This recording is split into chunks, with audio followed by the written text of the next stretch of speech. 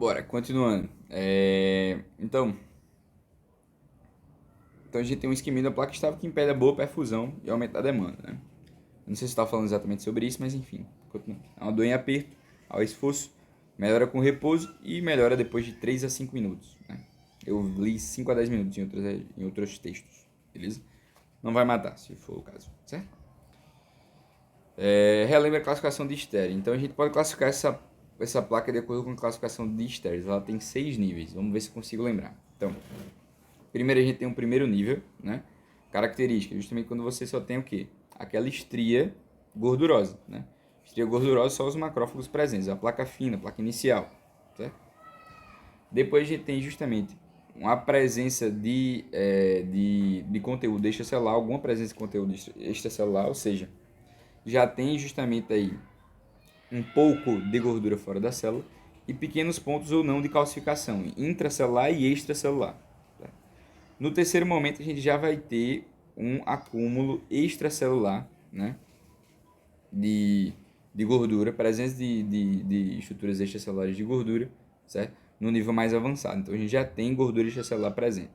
Até esse ponto, quando a gente só tem justamente essa região, a gente vai ter como característica, portanto, a capacidade de reversibilidade. Ou seja, a gente consegue voltar um pouco no tempo, né? Porque a gente, na verdade, tem uma pré-placa de ateroma, não uma placa propriamente dita. Porque até esse ponto só tem gordura extracelular, certo? Quando a gente tem justamente a formação de um núcleo gorduroso do core, certo? Com presença, portanto, de necrose gordurosa no ambiente interno, aí sim a gente tem a formação, portanto, de uma placa da classificação do nível 4. Do nível 5 a gente tem justamente a formação do famoso fibroateroma, né? Que é justamente a formação de uma placa de ateroma com presença de uma capa fibrosa protegendo a estrutura, beleza? Quando a gente tem aí o predomínio de gordura, a gente chama de 5, nível 5B, e se for nível 5B se for fibrótico, e 5C se for gorduroso, o predomínio, certo? E a classificação 6 de Stere já vai ser aí a placa quando ela sofre processo de ruptura, né? Quando ela sofre processo de ruptura, a gente tem a formação de uma hemorragia, de hematoma, de trombose. Beleza? Vamos ver se a gente lembrou, né? Então, errei, já comecei errando, né? O tipo 1 são as células espumosas, isoladas, né? O tipo 2 é a estria gordurosa com um pouquinho de lipídio extracelular e o nível 3 justamente o acúmulo do lipídio extracelular que pode ter cálcio intra ou extracelular, certo? Eu adiantei, excluí o 1 e adiantei o 2 ou 3. Então, corrigindo, né? A classificação de Stere no nível 1 são só as células isoladas. No nível 2, a gente tem a estria formada e um pouquinho de gordura extracelular. No nível 3, a gente tem gordura extracelular, calcificação, certo? Mas ainda é pré-placa de ateroma. Quando a gente tem o 5, é o core lipídico, né? Quando a gente tem o 4, é o core lipídico. Quando tem o 5, é o core lipídico com a placa fibrosa, né? VA, o fibroateroma. Quando tem mais fibrose, é C. Quando tem, é B quando tem calcificação. Desculpa aí o erro, certo? Então, o C, que era de calcificação, não fica com C, ele fica com a fibrose, beleza? E aí, o 5 é justamente quando a gente tem a fissura superficial, a gente tem a hemorragia, hematoma, formação de trombose, beleza? Fissura superficial também é uma característica que está presente aí de maneira bem importante, que nada mais é do que o endotélio totalmente fissurado por conta de uma placa aí formada, beleza? Então essa é a classificação de Starr, certo? Depois a gente vai falar mais de angina típica, né? Então basicamente você entendeu como é a lógica aí geral dessas estruturas. Com essas perguntas ficou mais fácil de a gente conseguir entender, certo? Classificação angina típica. Classificação de Starr, só lembrando: 1. Células de Folhan isoladas. 2. Tô perdendo o ritmo. Células de Folhan isoladas. 2. Estria gordurosa. 3. Extracelular, intracelular calcificação. 4. Core lipídico. 5. Core lipídico com capa fibrosa. Pode ser fibroateroma A, pode ser calcificado B, pode ser fibrótico C. E nível 6, hematoma, fenda superficial e trombose. Show de bola, conseguimos fazer a classificação de Starr, certo? Deixa eu ver se falta mais alguma coisa, a gente conseguiu lembrar de tudo, beleza? Show de bola. Um excelente estudo. Vamos continuar aqui, classificação de estéreo. Agora a gente vai para a insuficiência coronariana, que seria a DAC crônica, né? Doença arterial coronariana crônica, certo? Esses diversos termos, cada vez que eu pesquiso tem um termo diferente para essa doença. Mas é o que? Plaquinhas de heteroma prejudicando o funcionamento das coronárias, certo? É isso, a lógica é essa. Vamos lá. Quais são os tipos de insuficiência coronariana? Então a gente já vai citar esses tipos agora. O primeiro tipo é a insuficiência coronariana aguda, certo? Insuficiência coronariana aguda que vai se caracterizar justamente pela presença da angina instável, certo? Aí quando a gente tem justamente, é o que a gente chama de infarto agudo do miocárdio. Pode cursar com infarto agudo do miocárdio, beleza? Essa angina instável, uma angina justamente que surge no repouso, inclusive, certo? Eu vou estudar melhor essa parte, então posso estar falando besteira agora, mas existe a angina coronariana de caráter agudo. E tem aí a de caráter crônico, né? Que vai se caracterizar aí pelo aparecimento de uma angina de caráter estável, beleza? Essa pergunta eu vou ter que filar, eu não estou lembrando exatamente da estruturinha. Pode ser obstrutiva e não obstrutiva. Legal. Uma aguda, uma angina instável, infarto do miocárdio. E uma crônica, angina instável e isquemia silenciosa, né? A gente vai falar inclusive dos tipos de DAC crônica. Já, vamos com calma. E aí, insuficiência coronária não obstrutiva, angina vasoespástica, doença da microcirculação. Então, vamos lá, né? Consegui lembrar, vamos lá, consegui lembrar depois de ler, mas vamos comigo. Quais são os tipos de insuficiência coronariana? A gente tem a obstrutiva e tem a não obstrutiva. A obstrutiva é quando a gente tem o quê? Adivinha? Uma obstrução. Se a gente tem uma obstrução, ocorre por alguma causa. Essa causa pode ser aguda, teve algum evento que provocou uma insuficiência coronariana aguda, e aí ela gera uma angina instável e infarto agudo do miocárdio.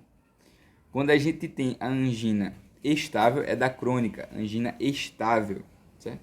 Caracterizada aí pela dor. E também aí ela pode apresentar na forma de isquemia, beleza? Na forma de isquemia, pode se apresentar aí na forma de isquemia silenciosa, como a gente vai caracterizar mais tarde, beleza? Fique calmo que eu vou explicar o que é isquemia silenciosa. E também a gente tem justamente a angina vasoespástica, né? Que não tem nenhuma obstrução, mas como a gente tem um vasoespasmo, ela provoca esse problema, né? É uma doença da microcirculação, não é culpa aí da sua diabetes, não é culpa da sua dislipidemia, não é culpa do seu tabagismo. É a angina vasoespástica, beleza? Deu para entender? Show de bola. Outra coisa, pronto, então a gente tem essas características, né? Conseguimos lembrar das coisas depois de ter filado, mas foi suficiente. Vamos para a próxima. Fisiopatologia. Qual a fisiopatologia da insuficiência coronariana? Descreva os fatores que determinam o fornecimento e demanda de O2. Então, basicamente, o que é que a gente tem que entender? Eu vou falar primeiro desses fatores, né? Então, a gente tem que entender que o fornecimento de O2 ele depende da quantidade de O2 que existe, da diástole, né? Porque as coronárias ela enchem na diástole. Elas dependem da vasodilatação da artéria. Ela depende do fluxo que está acontecendo na artéria, velocidade do fluxo. E ela depende também do tamanho do lúmen, beleza? Tudo isso é o fornecimento. A demanda depende da sístole, né? Depende da força, da duração da sístole. Ela depende da frequência cardíaca, da pressão arterial. Ela depende do grau de hipertrofia do ventrículo, né? Da força de contratilidade do ventrículo, beleza? Ela depende de diversos fatores, né? E do consumo de O2 pelas células miocárdicas também, beleza? Então tudo isso são uma balança que deve ser equilibrada por um bom fluxo e uma boa demanda. A partir do momento que a gente tem um aumento do fornecimento, né? Ou uma diminuição do fornecimento, que pode ser justamente por conta, por exemplo, de uma dificuldade de respiração. O paciente não está respirando bem, sei lá, está comendo, a angina, a DAC já evoluiu o suficiente, e aí diminuiu a quantidade de O2, né? Isso pode gerar uma angina, beleza? Pode ser por conta, por exemplo, de um vasoespasmo, que nesse caso seria uma angina vasoespástica, que diminuiria a quantidade do fluxo. Pode ser, inclusive, por conta da própria placa de ateroma que está diminuindo o lumen, que é a principal aí etiologia que a gente vai destacar. Tudo isso, todos esses fatores, eles contribuem para que a balança fique aí desequilibrada. quando a gente está falando a respeito do tipo do segundo lado, né, quando a gente está falando aí da demanda, então um esforço, né, pode ser caracterizado, que é o mais importante, né, o uso de algum medicamento que provoca uma taquicardia, certo? Como por exemplo o próprio nifedipino, que a gente vai ver já que é um beta bloqueador, que tem relação direta com essa doença, né? Então tudo isso tem relação aí com a fisiopatologia da insuficiência coronariana, beleza? Então houve um desbalanço, dá um problema. Quando a gente está falando da aterosclerose, que é basicamente a mesma doença da insuficiência coronariana, basicamente, né? Quando a gente tem a placa de ateroma ela vai gerar justamente um gradiente translesional, né? Que vai fazer com que o fluxo seja laminar pré-lesão e ele se torna tubilionar e lento pós-lesão. Isso por si só já provoca uma diminuição do fluxo, beleza? Essa diminuição do fluxo, principalmente nas placas que crescem para o ambiente interno, beleza? Vai provocar, portanto, uma redução considerável da quantidade de oxigênio fornecida para o coração, certo? Essa quantidade de oxigênio fornecida para o coração, né, a diminuição do fluxo, provoca isquemia, né? Essa isquemia gera produção de ácido lático e essa produção de ácido lático gera, portanto, uma angina estável. A angina estável é a característica principal, o principal sintoma aí característico dessa síndrome coronariana relacionada à chamada DAC crônica, beleza? Então, diminuição do tamanho do lumen, gradiente translesional, redução da perfusão depois da lesão, então a perfusão vai diminuir.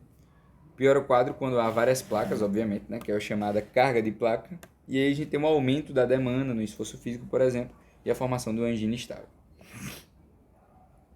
Beleza? Eu acho que é de 3 a 5 minutos, eu estou falando besteira. Então, os fatores que determinam o fornecimento e a demanda é justamente aí o fluxo das coronárias, o lumen das coronárias e a pressão de perfusão, né? Fluxo, pressão... Eu falei vasodilatação, né? Mas está relacionado com o lumen. O que é que faltou falar? Pressão de perfusão. O quanto está vindo essa pressão? Certo? A pressão de O2 e a duração da sístole, que tem uma relação também com a pressão de perfusão. A demanda, frequência cardíaca, PA, força de contração, tamanho do VA e duração da sístole. Falei todos eles, né? Então, quando a gente tem um aumento da demanda, o exemplo bom aí é o estado febril também é importante. Então, a febre, uma infecção, pode provocar, aí, por ser um estádio hiperdinâmico, a anemia, né? Pode provocar um aumento da demanda. Eu exijo mais do meu músculo cardíaco, né? Um estado de hipovolêmico, né? Um choque hipovolêmico, uma arritmia, um esforço, exige mais do meu músculo cardíaco, né? Isso pode descompensar, portanto, uma DAC crônica, gerando essa angina. Quando a gente tem uma queda na oferta, né? Como, por exemplo, os sintomas de DAC, né? Ou seja, um lumen diminuído, né?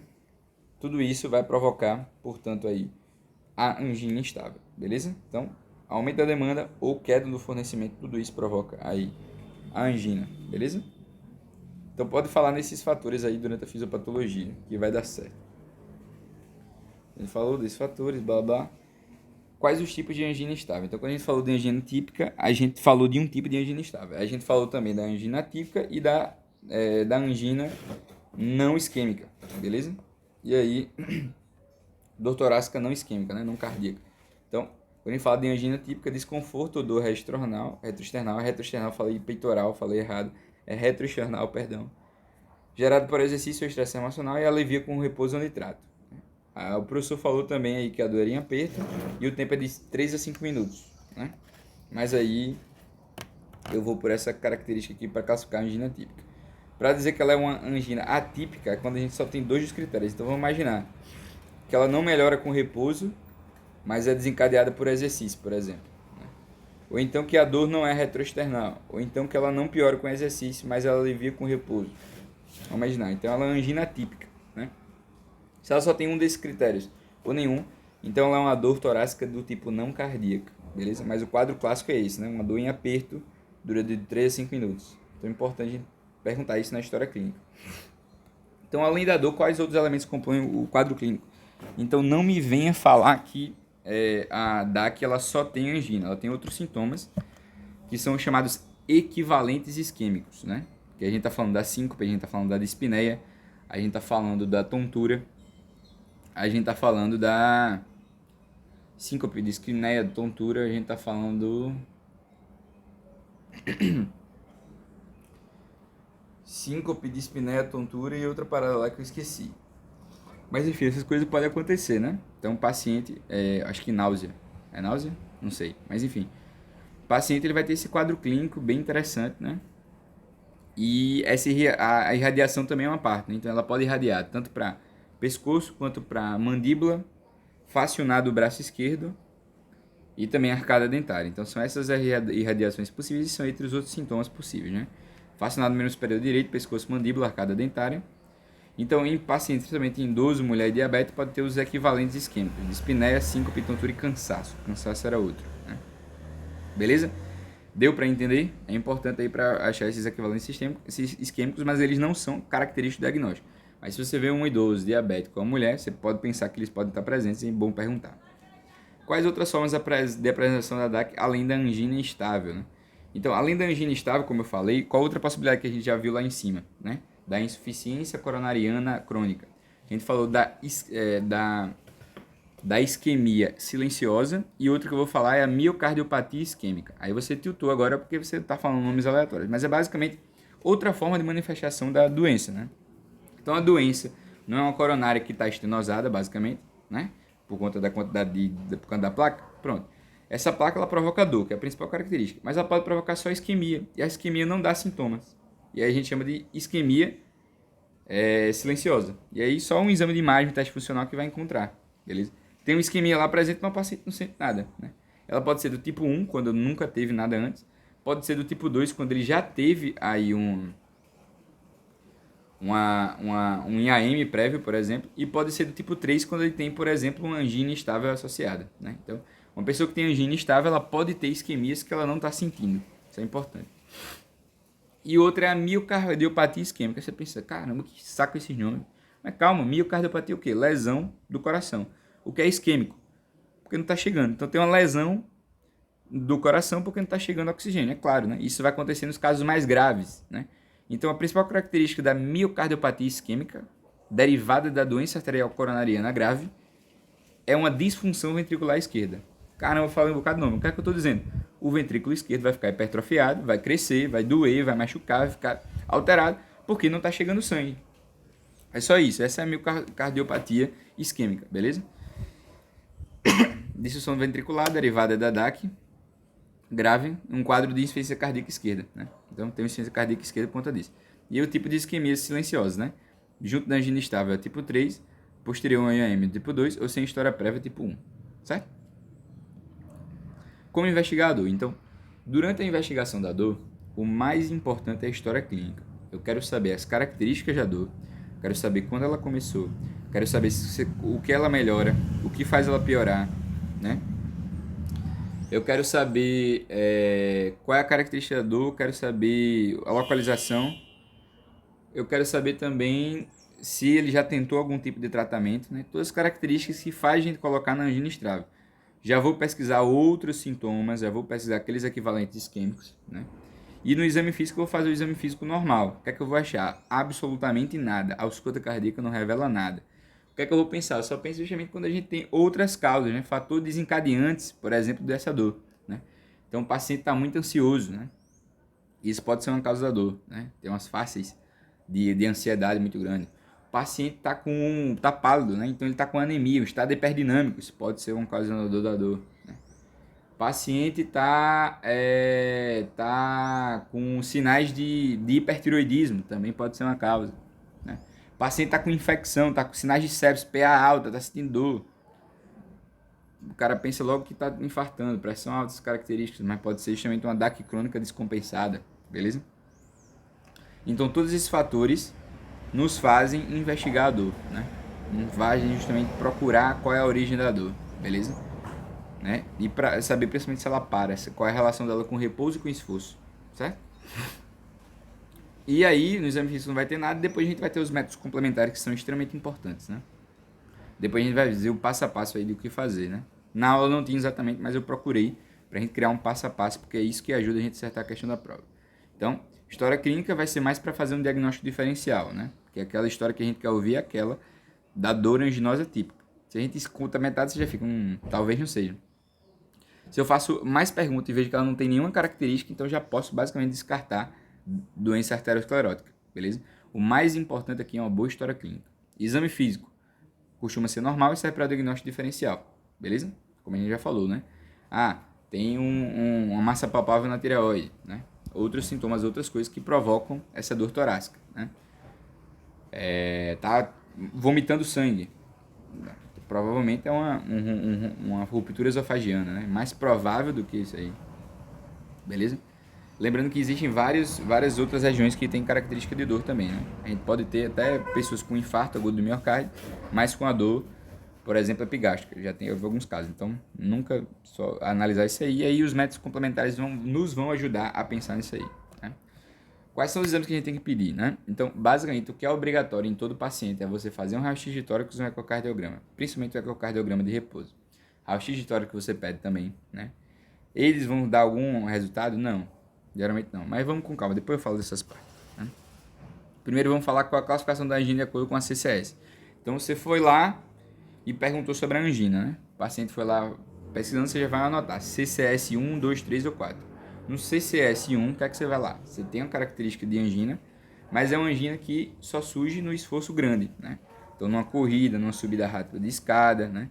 Então, é uma angina que pouco limita a atividade usual, né? Ela só surge nos grandes esforços.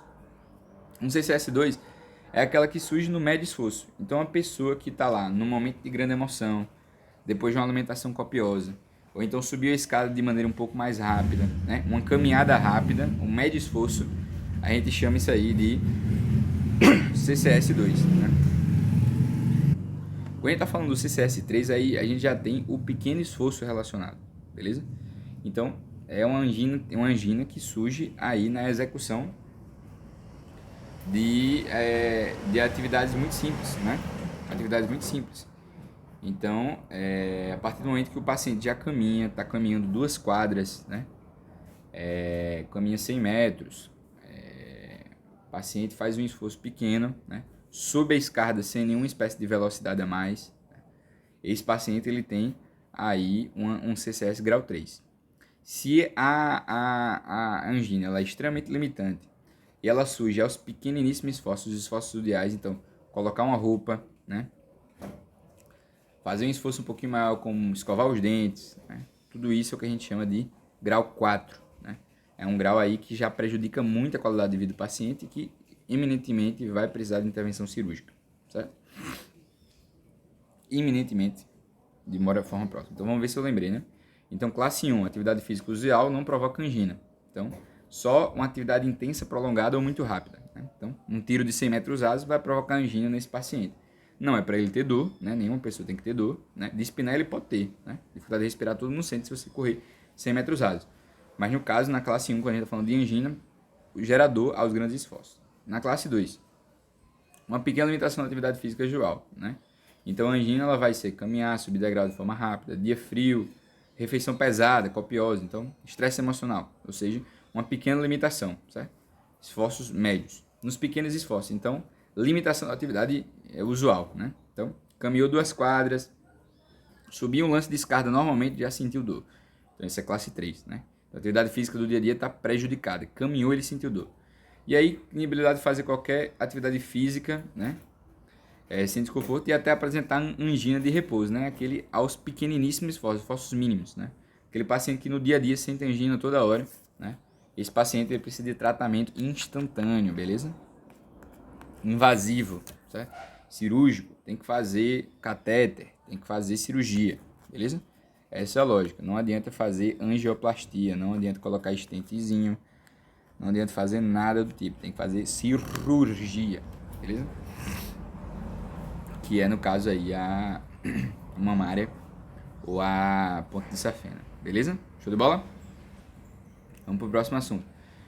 Qual o valor da história clínica do diagnóstico? Então, quando a gente está falando de história clínica do diagnóstico, você tem que prestar extremamente atenção nessa parte. Por quê? A história clínica é quase metade do caminho, certo? Uma boa história clínica resolve o problema. O que é que eu estou lhe dizendo? Se eu tenho um homem de 50 a 55 anos, lembrando que o fator de risco é acima de 45, um homem de 50 a 55 anos, com fatores de risco e com angina típica, a chance dele ter realmente um ADAC é enorme, 90%. Se for uma mulher, cai um pouquinho, vai para 63%, 70%. Tem uma tabela para isso, não precisa se preocupar tanto, né? Tem uma tabela para isso. E aí, nesses casos, quando a gente está diante de um paciente que está com muito fator de risco, o nosso teste ergométrico, ele não serve muito, né? Porque se ele é um paciente que está com muito alto risco, né? Tem uma alta probabilidade, esse paciente, ele basicamente o quê? Ele é um paciente que, se eu fizer o teste ergométrico, eu só vou achar vários falsos negativos e esse paciente vai deixar de ser tratado. Então, tem que tratar independentemente e fazer estratificação de risco. Eu vou falar já já o que é estratificação de risco, beleza?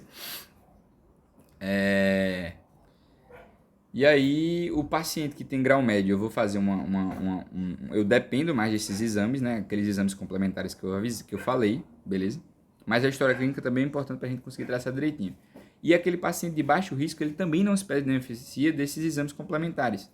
Porque, basicamente, se eu tenho um exame complementar que fala a favor, provavelmente é um falso positivo, né? E o que fala contra, basicamente, confirma que eu posso descartar, beleza? E aqui tem alguns exemplos, ó. Então, vamos lá. Olha aqui que legal essa análise desse gráfico.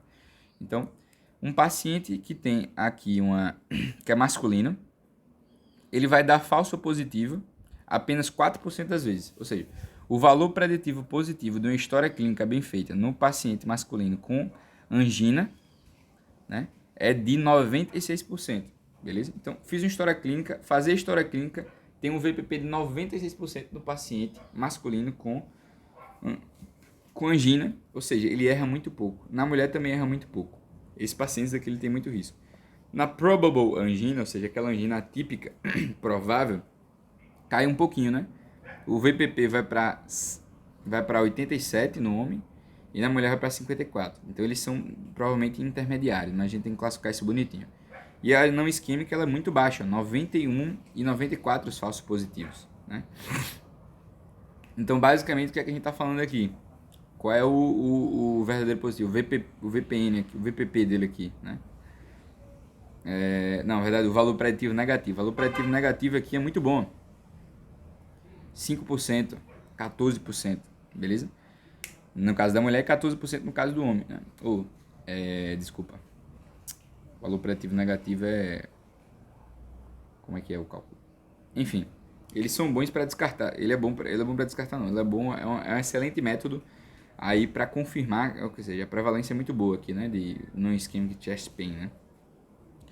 Então, a história clínica ela é muito definidora. Então, fazer uma boa história clínica garante que você faça um procedimento de estratificação de risco na sequência muito boa. Beleza? Depois a gente...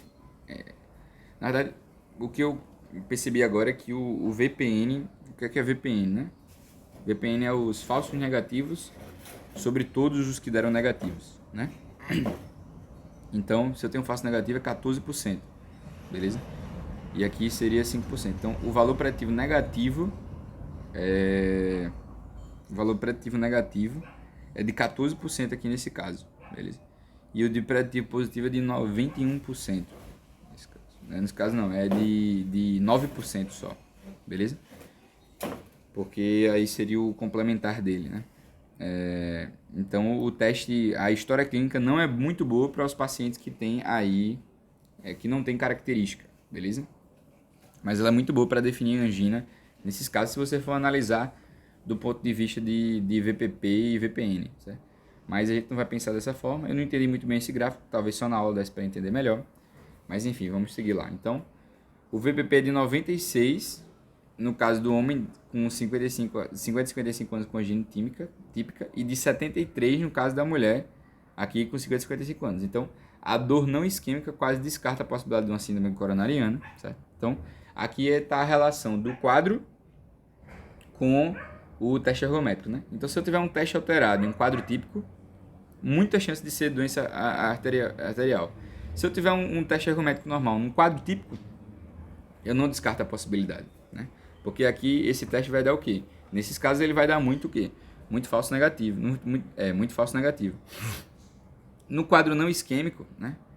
O teste alterado ele não vai aumentar a chance de SEDAC, enquanto justamente quando eu tenho o normal, né, sem estar alterado, eu quase descarto a possibilidade de SEDAC, né? Então ela é bom nesse da ponta aí, né?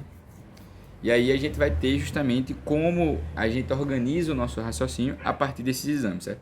Mas basicamente foi para dizer que é uma história clínica bem feita, ela basicamente garante o meu diagnóstico, certo? E aqui justamente o que é que tem? É a tabelinha bonitinha, que diz justamente a probabilidade de ser doença arterial crônica, de ser DAC, a partir da idade, do gênero e da característica da dor, beleza?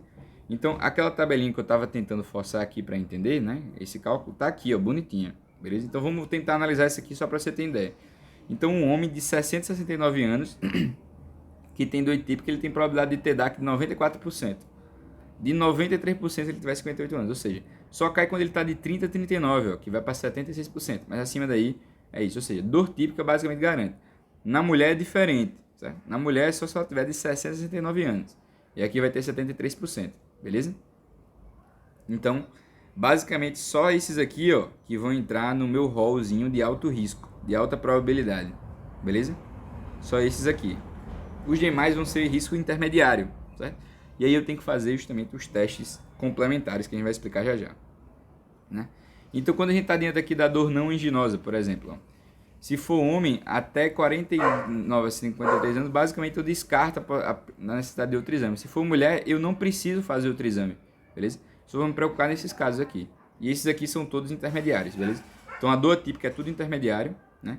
A mulher, basicamente, ela é toda intermediária, ela é todo risco baixo, só no homem aqui acima de 50 anos que eu começo a me preocupar de verdade. E essa, eu posso usar essa tabelinha, posso colar essa tabelinha para fazer justamente isso aqui, ó, que é saber quando eu preciso pedir exame ou não, beleza? Quando é que eu não preciso pedir exame? Quando está com muito risco e quando está com baixo risco, beleza? Na verdade, eu vou pedir exame de toda forma, mas não um exame no sentido de confirmar, né? Então, se eu tiver mais de 85% de chance com minha história clínica, né, eu vou fazer meu exame para tratar, vou fazer meu exame para estratificar o risco, para ver qual é o risco do meu paciente e para tratá-lo, certo? Então, basicamente é isso, eu pulo direto para o tratamento, beleza? Já diagnostiquei, quando tiver mais de 85%. Então, nesses casos aqui, ó, então um homem com história típica, de dor típica, dependendo da idade quase. Uma mulher depende um pouquinho da idade. Se for uma mulher muito idosa, a gente já pensa também nessa possibilidade, beleza? Por isso que mulher, ela tem muito menos prevalência. Deu pra entender? Então, e ela depende justamente da presença da menopausa, né? Então, olha aqui, ó. Se eu tiver abaixo de 15%, eu já tenho que procurar outras causas. Então, aqui, ó, qual é a chance aqui? Então, numa mulher que não tem dor não anginosa, tá com dor torácica, mas ela não é anginosa. Basicamente, em nenhum dos casos, eu vou pedir outros exames, né? Eu tenho que buscar outras causas primeiro e dar que vai ser um diagnóstico de exclusão. E o meu diagnóstico de exclusão vai se dar através de uma tomografia computadorizada de coronárias, que basicamente não vê quase nada, beleza? É um exame pouquíssimo invasivo só para confirmar, só para você ter certeza, certo? E tanto é que não tem nenhuma propedêutica depois disso, mas a lógica é essa, né?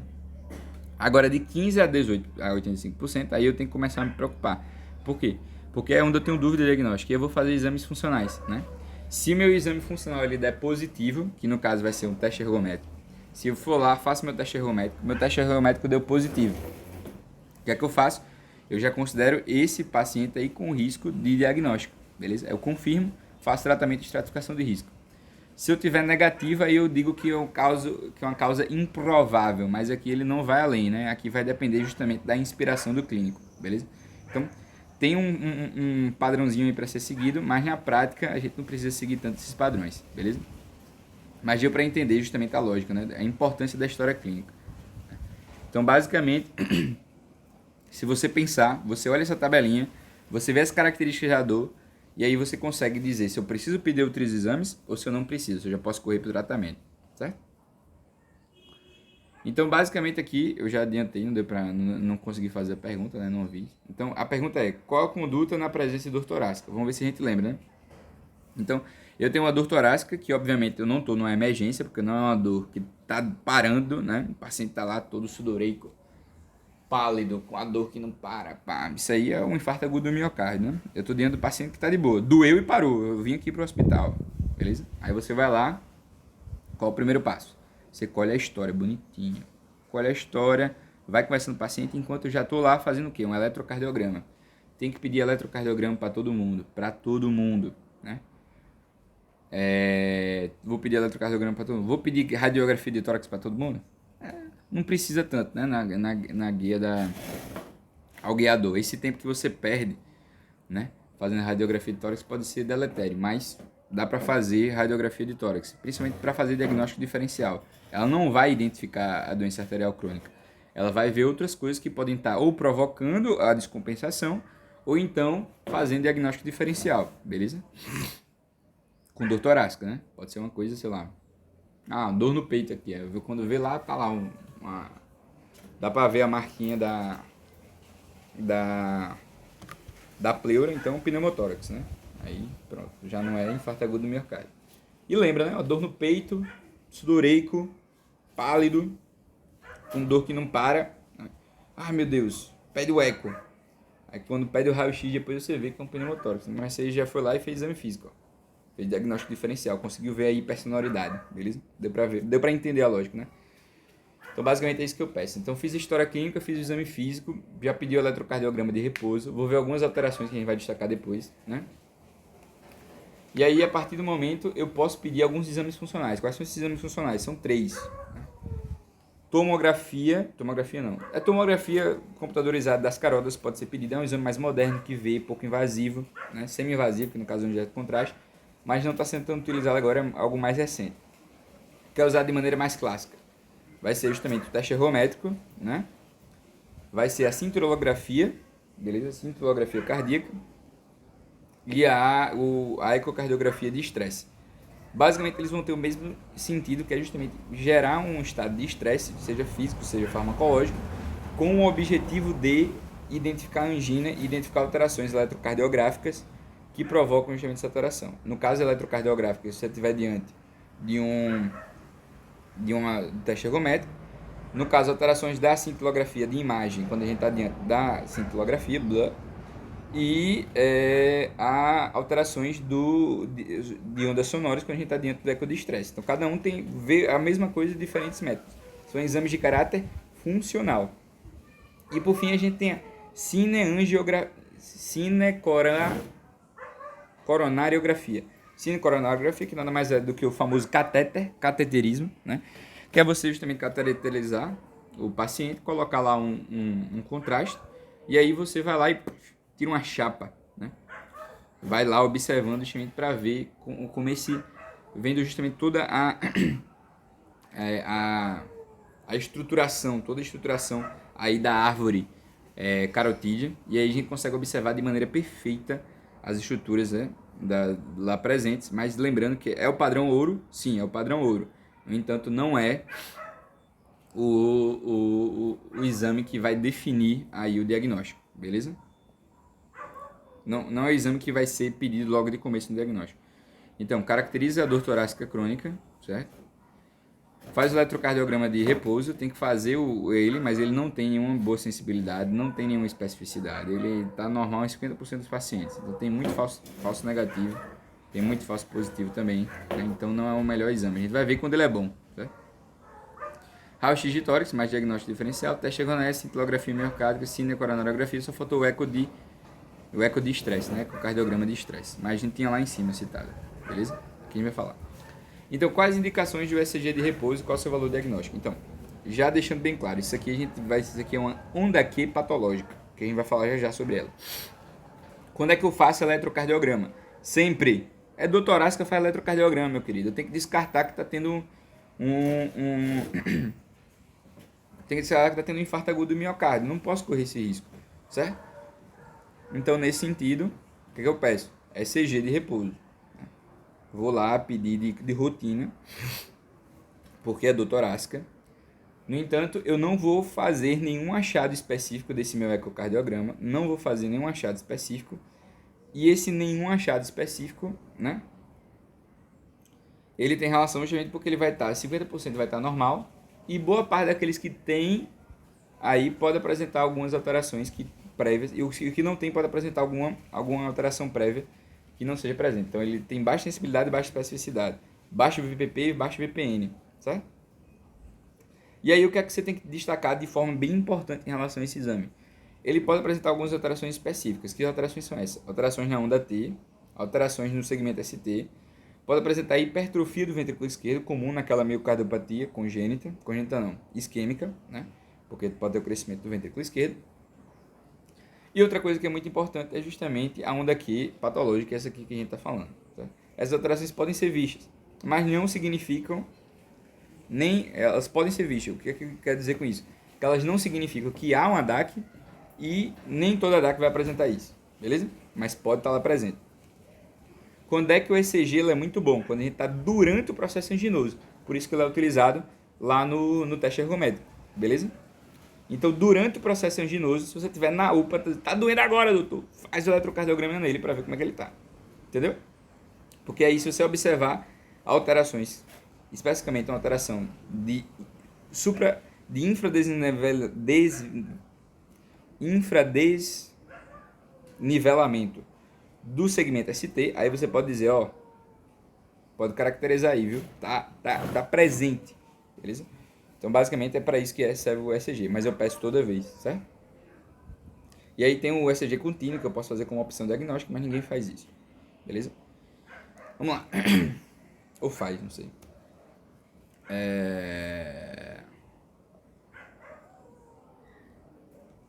O que é isso? Não entendi. Tá igual, a mesma coisa, né? 50% normal é muito fácil de negativos. Acho que eu dupliquei errado. Quais são as indicações para o teste ergométrico, né? Então, quando a gente está falando de teste ergométrico, a gente tem que lembrar que o paciente que precisa desse teste é o paciente que está em risco intermediário. Lembra daqueles que estão entre 15 e 85? O que está em nível de 85, ele não precisa para diagnosticar, o TA ele não precisa para diagnosticar. Né? Ele já precisa de uma coisa que sirva para tratar, certo? E quando a gente está falando lá de baixo risco, eu já tenho que pensar em outra casa. Então, o teste ergométrico só vai servir para aqueles que têm chance intermediária, beleza? Então, quais são as indicações de teste ergométrico? Né? Quais são as indicações para teste ergométrico? As indicações para teste ergométrico elas são justamente aqueles pacientes que têm suspeita intermediária de angina, então eu estou em dúvida diagnóstica. E, obviamente, para aqueles que eu quero ter uma noção boa de prognóstico, que eu quero ter justamente uma boa resposta para identificar também sintomas aí associados, né? Então, lembra daqueles sintomas, daqueles equivalentes, como é o nome? Equivalentes isquêmicos, dispneia, síncope. Todos esses, prontos, são justamente aí coisas que eu tenho que ver no teste ergométrico, beleza? Então, essas são as indicações, né? Vamos lá. Então, probabilidade média de ser portador da DAC, né? Que a gente vai ver de acordo, né, com a sexo, idade, característica do torácica e fatores de risco. Beleza? A gente viu naquela tabelinha lá, né? E, enfim, outra característica... Sim, na suspeita de angina vasoespástica, né? Se eu estou suspeitando da angina vasoespástica, né, que está sem obstrução, aí eu vou lá e faço o teste ergométrico para descartar esse tipo de doença. Beleza?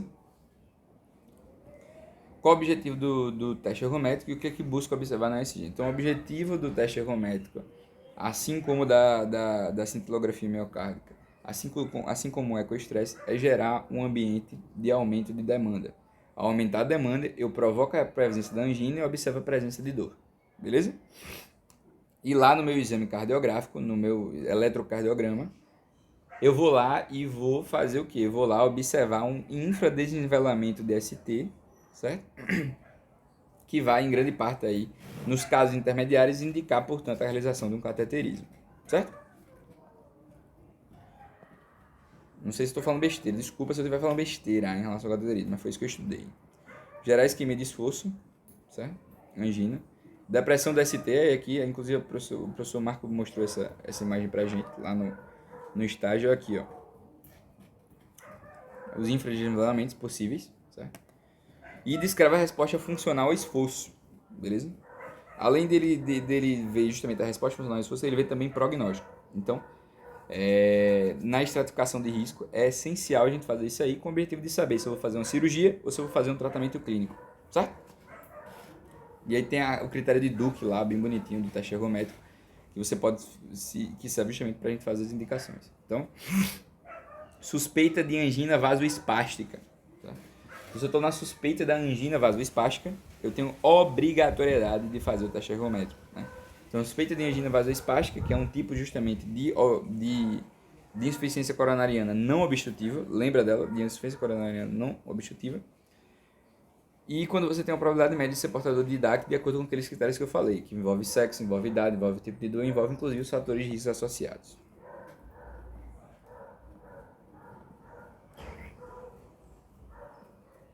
Tá, vamos seguir aqui. Então aqui está o basal e aqui, ó, no esforço máximo, que é o ambiente que eu tenho que analisar, o infradesinelamento de ST. Ó. Bem tranquilo de ver isso, certo? E aí, quando a gente está falando da cintilografia miocárdica, ela é realizada justamente através de um exame de imagem que é feito na presença de um estresse farmacológico ou de um estresse fisiológico, né, funcional, ou seja, esforço. Isso vai provocar justamente mudanças cintilográficas, né, que são colocadas aí nessas regiões. E aí, eu observo justamente através da injeção de um contraste, essas imagens, né, e eu observo justamente durante o repouso, eu observo áreas que estão aí completamente irrigadas, e durante o esforço eu observo justamente uma perda dessa cintilografia, dessa imagem cintilográfica, que mostra justamente regiões de isquemia, né? Essa região de isquemia, ela deve obrigatoriamente, para classificar a angina estável, revascularizar-se depois do repouso. Se eu não revascularizo, então quer dizer que se eu revascularizo parcialmente, tem alguma região com fibrose, e se eu não revascularizo, quer dizer que eu tenho o quê? Necrose. Beleza?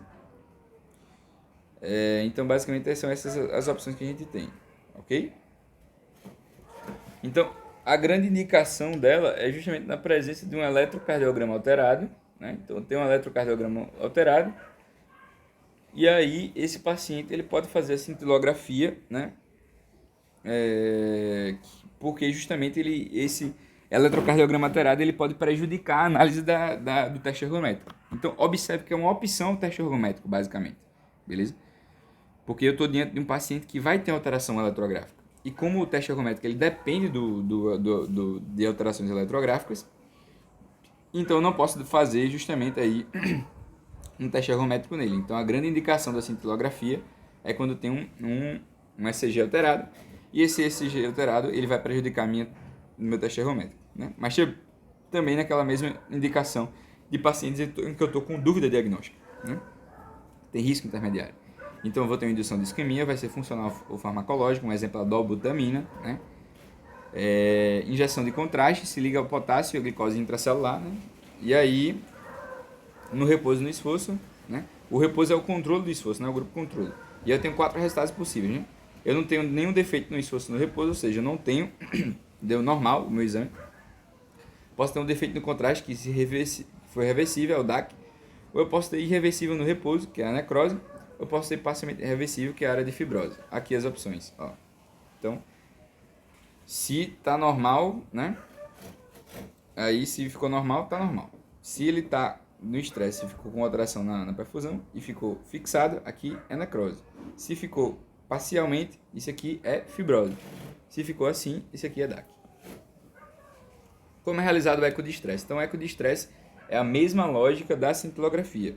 Eu vou lá, faço o esforço e faço justamente um ecocardiograma durante o estresse e depois. Né? Mesma finalidade de condução. Certo? Só que aí agora eu não vou analisar o que? Eu não estou analisando a área de cintilografia. Eu estou observando motilidade e espessamento das artérias durante o repouso e o estresse. Beleza? É a mesma lógica que eu estou fazendo no ecodiagnóstico. E aí, nos dois casos, eu vou sempre preferir o estresse físico porque ele tem mais sensibilidade. Beleza? Então, estou observando a motilidade das minhas artérias e estou observando também a motilidade das minhas artérias e estou observando também o espessamento, né? Motilidade e espessamento. Eu acho que são das artérias miocárdicas, é o que faz sentido. Ó. Eu acho que nesse caso não deveria ser das miocárdicas, das artérias miocárdicas, acho que eu viajei. Eles não falariam coronárias, né? Então é do próprio miocárdio. Então, espessamento do miocárdio e motilidade do miocárdio nas duas situações, beleza? Sensibilidade é muito parecida com a da cintilografia. Então, exames intermediários, TE, cintilografia e eco de estresse, beleza? Se ele não puder fazer o TE, porque ele não está conseguindo correr, eu faço ou eco de estresse ou eu faço cintilografia, né? Se ele puder fazer o TE, mas ele está com alteração do eletrocardiograma, eu faço cintilografia com esforço físico, ou então ecoestresse com esforço físico. Certo? Qual é o exame padrão ouro do DAC? Sim, a diferença do eco de estresse é que ele é mais caro. Né? Mais caro, mais... Depende de pessoal especializado. Cintilografia é um pouquinho mais simples, mais burrinha. Eu acho. Qual o exame? Eu não tenho certeza não. Eu não lembro não, exatamente. Mas eu acho que é isso. Certo? Mas enfim, não é tão importante. O que é importante? Qual é o exame padrão ouro da DAC? Cinecoronariografia. Seria uma arteriografia. Né? Essa arteriografia nada mais é do que o cateterismo, né? Então, quando é que eu vou indicar o catetezinho para o paciente para fazer o cateter, injetar contraste e tirar fotinha? Quando é que eu faço isso? Esse exame perfeito, o melhor exame que tem, né? Em todos os casos? Não, tem algumas indicações específicas, beleza? E essas indicações são 6, se eu não me engano. Então, pacientes que são aí, que eu já estou basicamente fazendo o tratamento, ou então que eu não consegui. Então, vamos lá. Um paciente que tem lá sua angina classe 3 ou 4, ou seja, nos esforços mínimos ou nos pequenos esforços, né? Então, o paciente vai escovar os dentes, ele já sente angina. O paciente vai andar 300 metros, ele sente angina, beleza? O paciente vai subir uma escada normal, ele sente angina. Esse paciente está muito sintomático, ele tem limitação da atividade. O tratamento clínico não vai resolver. Eu tenho que fazer invasão o mais rápido possível. Invasão diagnóstica e invasão terapêutica, né? Tratamento invasivo terapêutico e diagnóstico. E uma coisa que é muito importante nesses casos é você entender que também se eu tiver sintomas parecidos com o do 3 e do 4, só que eu não diagnostiquei ainda, né, minha angina, se eu estou com uma dúvida diagnóstica e o sintoma está muito parecido, eu já posso partir diretamente para esse exame. Né? Paciente que foi sobrevivente de uma morte súbita, né? Então ele foi lá, teve o ataque isquêmico do miocárdico, né? E aí de repente conseguiu sobreviver, retornou, tá com sintomas anginosos, já pode partir diretamente, né, para o nosso exame invasivo, beleza? Porque já é alto risco instantaneamente, já tem que fazer estratificação de risco, já tenho que tratar esse bichinho, beleza? Outra coisa que eu tenho que fazer também, para fazer esse processo, quando meus exames eles são inconclusivos, eu estou em dúvida diagnóstica, né? Fui lá, fiz teste ergométrico, deu inconclusivo, não tenho certeza se a alteração foi suficiente. Minha angina não tá típica, tá atípica, eu ainda estou no intermediário, meu teste ergométrico não deu resultado, fiz cintilografia, o resultado foi duvidoso, então estou em dúvida diagnóstico. Catéter. Né? Geralmente não é um caminho tão comum. Ou então, se o meu exame intermediário mostrou que meu caso não é de médio risco, baixo risco, é um de alto risco. Né? É um de alto risco. Meu exame intermediário mostrou. Então, eu fui lá uma cintilografia, nada. Né? Fui ver meu ecoestresse em alteração altíssima. Tem uma tabelinha bonitinha lá mostrando. Fui ver meu teste ergométrico, alteração forte. Aí eu tenho que fazer justamente com o objetivo diagnóstico para avaliar a característica da placa. E além de fazer essa característica também, além de fazer esse cateter, eu tenho que fazer com o objetivo já de pensar no tratamento. Né? Então, característica muito importante aí quando a gente fala de arteriografia. Outros casos também importantes, quando o paciente tem insuficiência, estenose, o paciente está com estenose mitral, né? Então, se ele tem uma estenose aí presente, ou se ele tem um aumento, uma hipertrofia do ventrículo esquerdo. Né? Nesses dois casos, está indicado fazer o catéter, justamente por conta do risco, beleza? Estenose aórtica, perdão, não é mitral, é estenose aórtica. Porque nesses casos aí é muito perigoso ele estar com essa insuficiência cardíaca, porque está exigindo muito aí do ventrículo esquerdo e não está chegando. Então a chance de ter um problema aí é gravíssimo, né? E os sintomas só tendem a piorar, certo? E obviamente a angina refratária ao tratamento clínico. Então fui lá, classifiquei meu paciente como sendo de baixo risco, classifiquei a angina, ele tem baixo risco de morte, né? Só que aí, depois dessa classificação, eu não posso simplesmente bater o pé e dizer, não vou fazer mais cirurgia. Se ele não melhorou, se ele foi refratário, então eu tenho que partir para a cirurgia, beleza? E aí é outra indicação aí presente, né? Então, basicamente, eu vou fazer um cateterismo na artéria femoral ou na artéria braquial, chego lá e injeto contraste na nossa queridíssima carótida. E aí eu consigo, dessa forma, resolver o meu problema. E aí tá uma imagenzinha bonitinha, ó, olha aqui, ó. Olha aqui a estenose aqui do nada, ó. Tá vendo, ó? Do nada a estenosezinha aqui, ó. Isso aqui eu acho que é de artéria circunflexa, se eu não me engano. Certo? Quais os fatores que determinam o prognóstico? Então, os fatores que determinam o prognóstico, em grande parte, é a carga de placa. Lembra da carga de placa lá? Né? Que 70% é considerado aí o quê? Com alto risco de AM, lembra? De rompimento. Então, carga de placa é um. Outro fator importante, além da carga de placa, é o...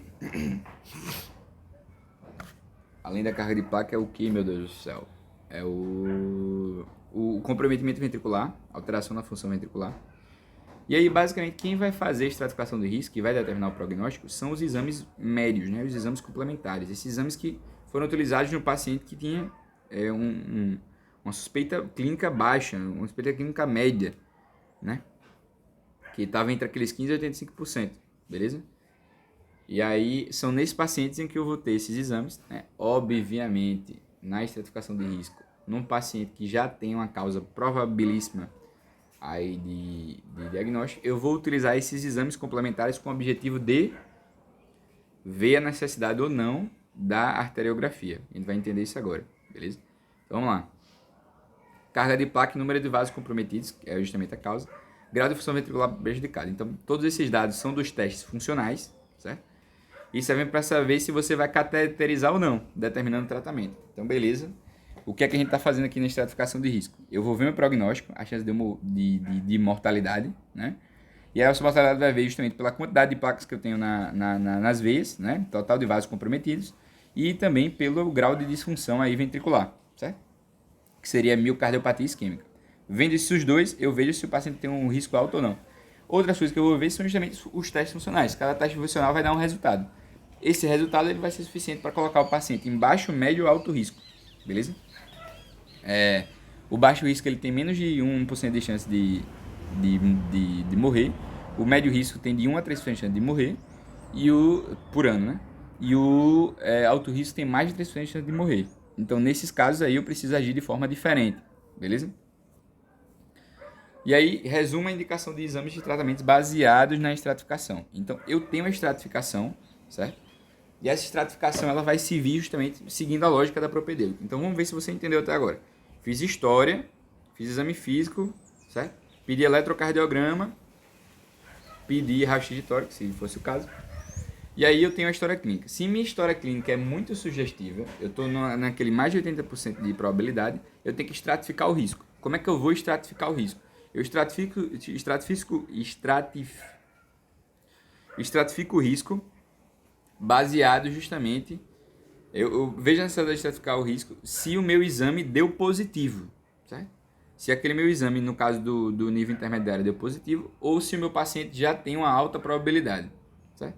Só deixa eu voltar aqui.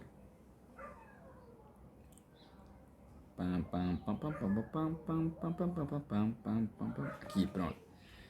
Então, quando é que eu tenho que pedir a estratificação de risco? Quando eu tenho aí uma causa intermediária ou uma causa alta, mais de 85% ou de 15% a 85%, né? Eu tenho que estratificar o risco nesse caso. Obviamente, se o exame funcional der positivo, beleza? Se ele tiver mais de 85%, eu não preciso pedir exame funcional, eu já vou direto para a estratificação de risco. Só que essa estratificação de risco, ela depende do exame funcional. Então, basicamente, eu estou falando a mesma coisa, beleza? Então, qual é a lógica aqui? Vamos lá. Blá, blá, blá, blá, blá, blá, blá, blá, blá, blá, blá, blá. Certo. Então, como é que eu vou indicar cada exame? Então, eu vou indicar aqueles exames funcionais. Eu vou indicar eletrocardiograma para todo mundo e radiografia de tórax para todo mundo. Posso fazer isso em todo mundo. Eletrocardiograma tem que fazer em todo mundo. Quando é que eu vou fazer aqueles exames intermediários, né? Que não são exames invasivos, né? São exames semi-invasivos. Como é que eu vou fazer? Quando é que eu vou fazê-los, né? Teste ergométrico, cintilografia e ecoestresse. Eu vou fazer esses exames a partir do momento que eu tenho a necessidade de estratificar o risco, né? Ou então, e diagnosticar o paciente. Então, se o paciente tem aquele nível intermediário de 15% a 85%, eu faço o exame para confirmar. E eu já aproveito e estratifico o risco. Ou então, se o paciente tem alto risco, certo? Então, a partir do momento que eu tenho isso, alto risco não, alta probabilidade. A partir do momento que eu tenho as probabilidades, eu vou lá e tenho que colocar esse paciente em relação ao risco dele morrer. Se o risco dele morrer for baixo, o tratamento é clínico. Vou dar vou dar remedinho. Se o risco é intermediário, eu posso fazer o que eu quiser. Eu posso fazer tratamento clínico, dependendo do que eu achar, e eu posso fazer tratamento cirúrgico, dependendo do que eu achar. Então, isso vai de acordo com o paciente e o que ele conversa com o médico. Se ele tem alto risco, certo? Se ele tem alto risco, o que é que eu vou fazer? Tratamento invasivo. Eu tenho que fazer a nossa queridíssima arteriografia e eu tenho que fazer a nossa queridíssima o quê? A nossa queridíssima cirurgia, beleza? Porque esse paciente ele tem muito risco de morrer, certo? E quem vai dizer isso? Quem vai dizer se ele tem alto, baixo ou médio risco? Os exames funcionais, certo? Então, meus exames funcionais eles servem para diagnosticar e depois eles vão servir para estratificar o risco, beleza? Não tem isso na aula, isso aqui eu pesquisei fora, mas é justamente para você entender melhor como você vai guiar o seu tratamento, senão fica tudo muito jogado, beleza? Vamos lá.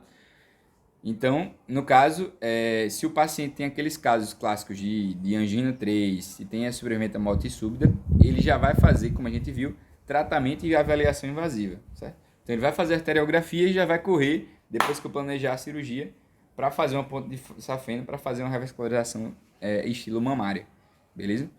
Nada de stent nesses casos, creio eu, certo? Nos demais, eu tenho que fazer justamente uma avaliação não invasiva, né? E essa avaliação não invasiva, ela vai justamente depender do teste ergométrico e um ecocardiograma de repouso, né? E esse ecocardiograma de repouso é diferente do eco de estresse. O eco de estresse é uma possibilidade para o teste ergométrico, assim como a cintilografia, beleza? Então eu posso fazer eco de repouso e eco de estresse, certo? Mas o ideal é teste ergométrico e eco de repouso. Os outros exames podem ser realizados justamente quando a gente tem aquela alteração eletrográfica de base, como a gente já viu. E aí eu classifico em baixo risco, médio risco e alto risco. Baixo risco eu faço tratamento clínico, médio risco eu escolho, e alto risco eu vou fazer um tratamento invasivo, certo? São os exames funcionais que dão risco, então a gente tem que entender isso aí, beleza? Só esses casos aqui mais extremos é que eu já parto direto, não precisa avaliar, não precisa estratificar, certo? Então basicamente sempre eu vou fazer os exames funcionais, sempre. Por quê? Porque eu preciso classificar o risco do paciente, certo? Quando é que eu não vou fazer? Quando eu tenho uma baixa probabilidade, tá? Ou então quando eu tenho um altíssimo risco. O paciente tem angina 3 ou 4, o paciente já sobreviveu a um IAM recentemente, então já parte direto para a intervenção logo, beleza? Não precisa ficar fazendo exames intermediários. Na prática, né? Na teoria, na prática acho que o pessoal pede, né? Para uma avaliação funcional também é importante, né? Mas com o objetivo de estratificação de risco não precisa, né? O eco de repouso ele é suficiente para você ver justamente as características do coração. Não precisa fazer o eco estresse. Tanto é que você pode forçar mais o coração aí de maneira desnecessária. Quais os objetivos do tratamento? Então, o tratamento eu tenho que aliviar o sintoma, eu tenho que evitar o IAM e eu tenho que justamente aí diminuir a mortalidade do paciente. Beleza? Cito os tratamentos possíveis antes de destrinchá-los. Isso aqui é legal. Então, basicamente eu posso fazer o tratamento clínico. Quando é que eu vou fazer o tratamento clínico? Quando o paciente diagnosticou. E aí eu classifiquei ele como sendo de baixo risco. Eu vou lá e faço o tratamento clínico, né? Então eu vou fazer uso de bloqueador de canal de cálcio, de beta-bloqueador, vou fazer uso de estatinas, fazer uso de antiagregante plaquetário, vou fazer uso de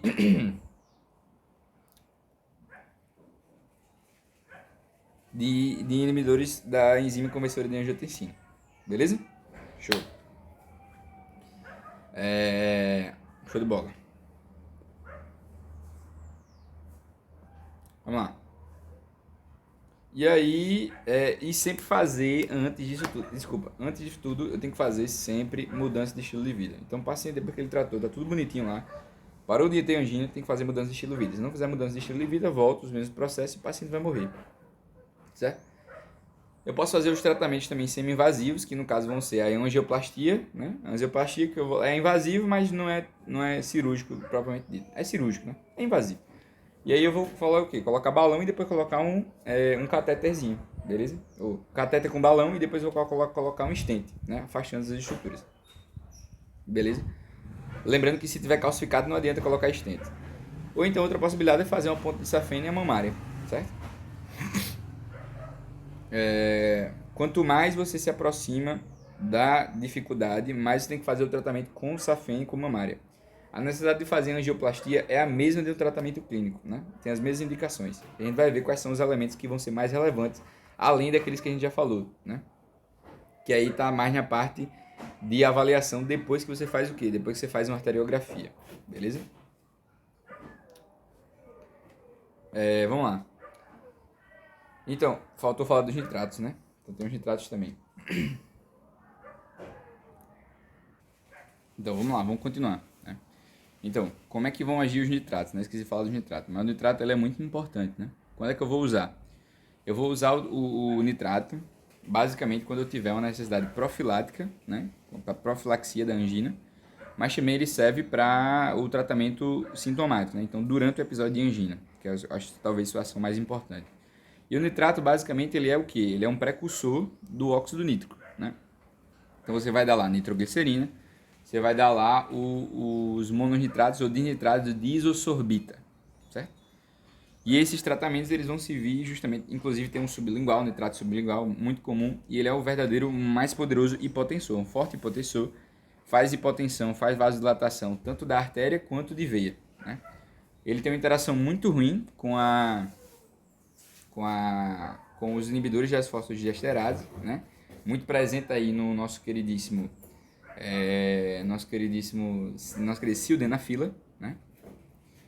E aí, depois você pesquisa para que serve a sildenafila. Então, é uma pergunta importante de ser feita no paciente que está hipertenso, que vai utilizar nitroglicerina, ou no paciente aí que está para essa parada coisa linda, para justamente com angina, né? Então, é a pessoa que está justamente aí em uso da sildenafila, ela não pode utilizar o nitrato junto, porque senão vai dar uma hipotensão muito forte e não tem quem reverta a hipotensão. Beleza? Então aqui tem até uma dinamitezinha, né? Precursor do NO, logo é um vasodilatador, alivia o odor aumentando a oferta de O2, né? Porque você vai estar lá dilatando. São profiláticos sintomáticos no evento anginoso. Dinitrato mudado de isosorbida, lembrei do nome, legal. E aí a nitroglicerina, né? Contraindicação dos inibidores de fosfodiesterase. Show de bola. Como agem os beta-bloqueadores? Então você sabe, chegou a esse ponto do curso, tem que saber como é que age um beta-bloqueador mesmo. Onde é que age o beta-bloqueador? Ele bloqueia os receptores beta-adrenérgicos, lá no coração. Coração.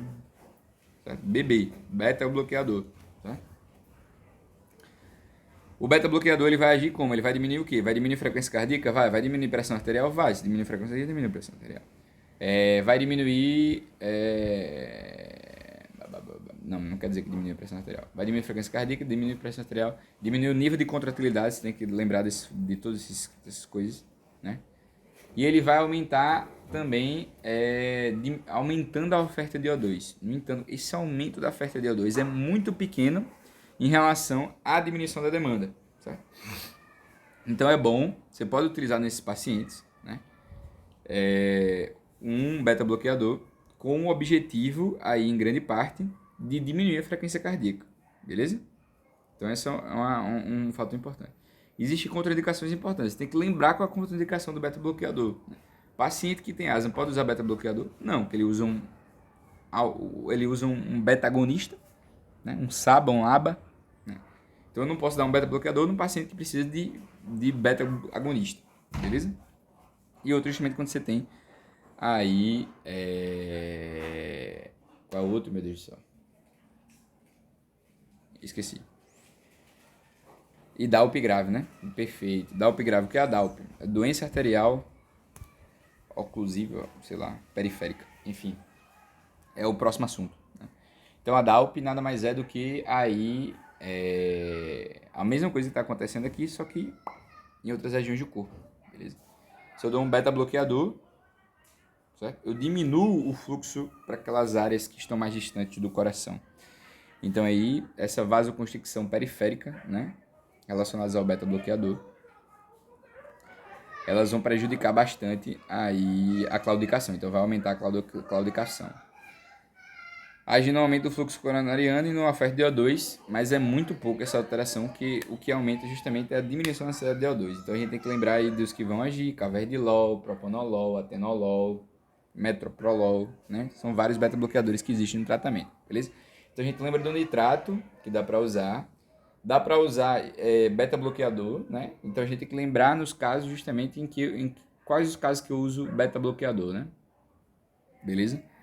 Então eu tenho que pensar justamente aí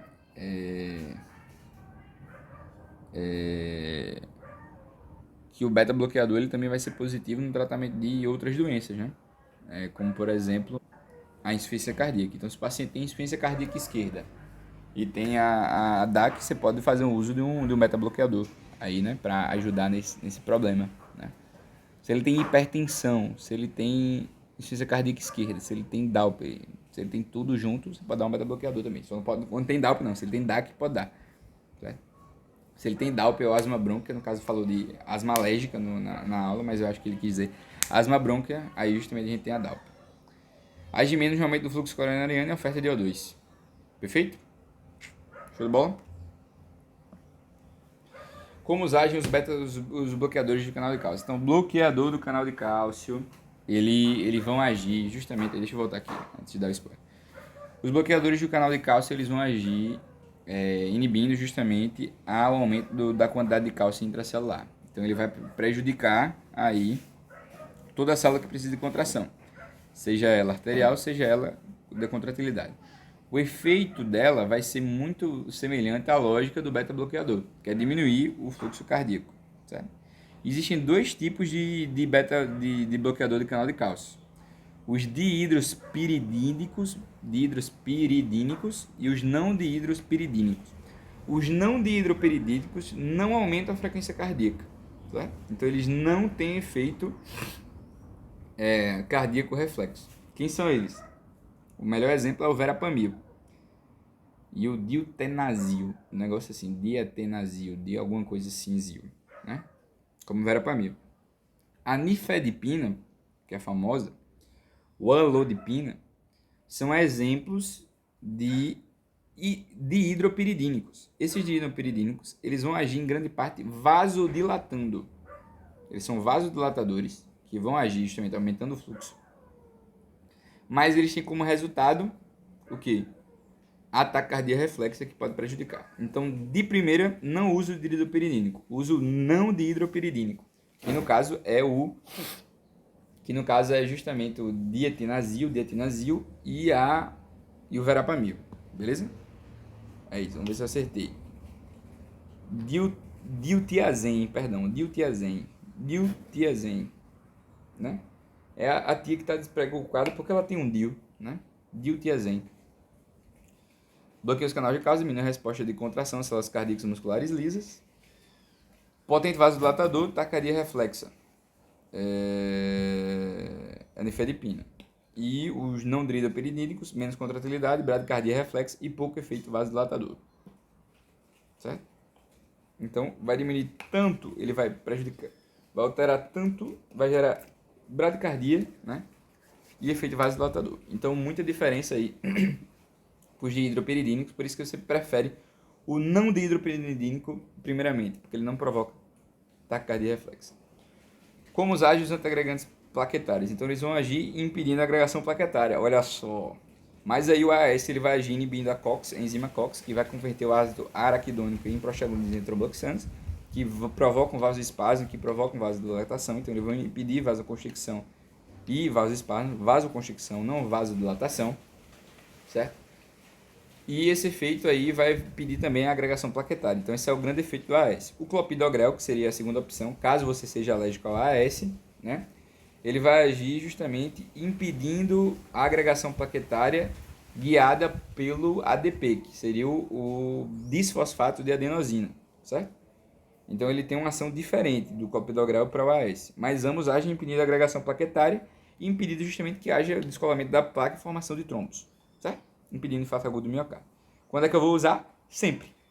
Se eu não fizer o uso desta paradinha, vai dar ruim. Tem que usar esse profilático, obrigatório. O que eu vou falar aqui pra frente é obrigatório, certo? Os IECAs também estão nessa lista, só que eu não achei nenhuma explicação específica, mas isso aí é importante, né? E outro que é muito importante